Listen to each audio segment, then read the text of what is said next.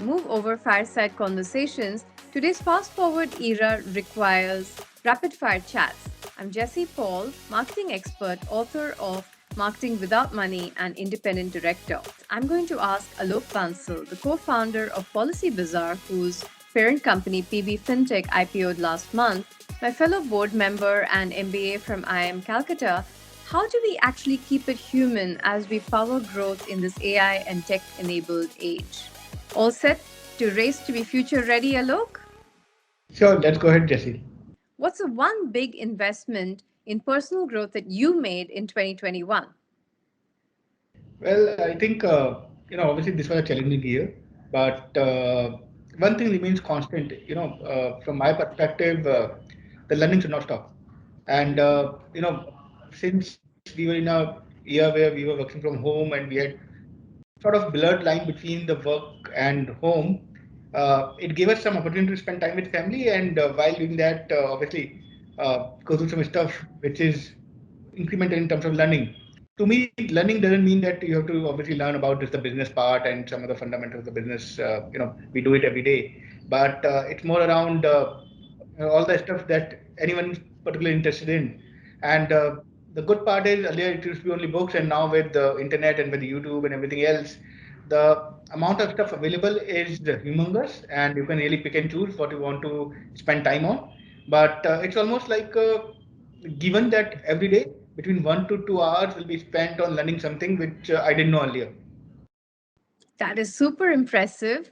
We'll touch a little bit about hybrid work, which is both our present and our future. How has that changed how you engage with your teams now?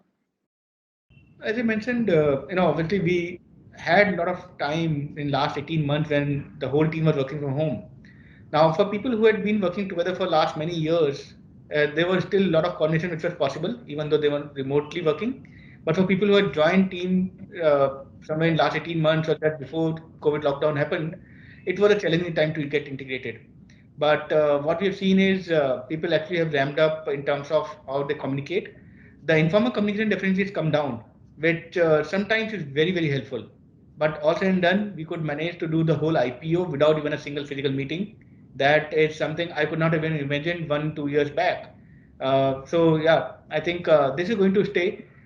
We have given flexibility to a team where they can come to office, they can work from home as required. If there's a physical meeting, it's obviously something which they will have to attend. But most of the people have taken a choice where if it's not a compulsion, they come to office 2 to 3 days a week and they work from 2 to 3 days a week. Total choice belongs to them. But I think it's going to stay. Uh, I myself like this option. It gives you a lot more flexibility. It basically depends on the trust that you have to build with the team that the work needs to be done. How does it matter whether they're in office or not? That's great. And digital is literally disrupting the whole world. But specific to your area, how is it impacting financial services and insurance? And more importantly, how is it making it more accessible? See, insurance is actually all about risk, right? So, the amount of data you are able to capture, first of all, helps you create a better product for the customer's risk profile. That itself is a very, very big win. On top of that, the whole experience of discovery, of buying, of claims can be automated and made much more friction free.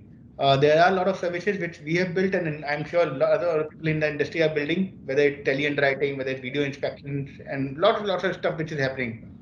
So I think it's going to make industry much more efficient, and customer get back to buying insurance in a very easy way.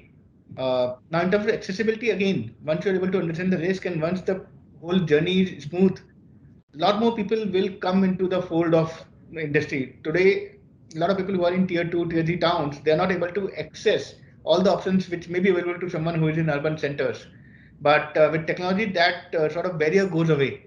So I think, yeah, it's a great help in something like insurance where there is no physical good, but a virtual good which basically is waiting to be discovered. Thanks for joining this conversation, and you can continue it using the hashtag FutureReady.